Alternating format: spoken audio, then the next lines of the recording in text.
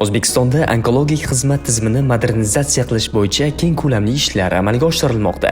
So'nggi yillarda mamlakatimizda onkologik kasalliklarga qarshi kurash va ushbu yo'nalishda aholiga ixtisoslashtirilgan tibbiy xizmat ko'rsatish sifatini oshirish borasida salmoqli yutuqlarga erishildi. Respublikaning barcha 16 ta onkologik muassasasi to'liq ta'mirdan chiqarilib, zamonaviy sharoitlarga moslashtirildi. Shuningdek, ilgari atiga 5 dona bo'lgan nur terapiyasi uskunalar soni 51 taga yetkazildi. Bu esa bemorlarga davolashning eng samarali usullaridan foydalanish imkoniyatini bermoqda.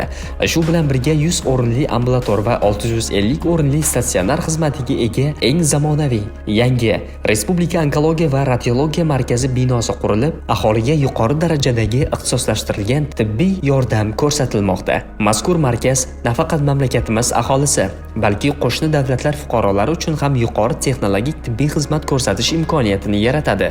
Bu yerdagi shifokorlar zamonaviy uskunalar yordamida onkologik kasalliklarni erta bosqichlarda aniqlash, kompleks davolash va reabilitatsiya ishlarini amalga oshirishmoqda. Men Turdiyeva Mavlida, 60-yilman. Oldin Beruniyga eski onkologik markazga kelgandim.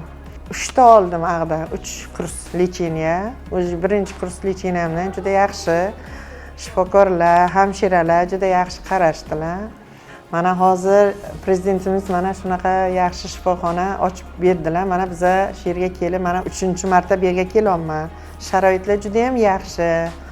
Hamshiralar, shifokorlar, ishqilib mana kichkina hamshiralar ham bizlarni juda ham yaxshi qabul qilyaptilar. Prezidentimiz bundan ham yaxshi sharoitlar qilib beryapsizlar. Hammamiz minnatdor. Yurtimizda onkologiya xizmatini yanada takomillashtirish, aholining sog'lig'ini muhofaza qilish va saraton kasalliklarini erta aniqlash bo'yicha keng ko'lamli ishlar izchil davom ettirilmoqda.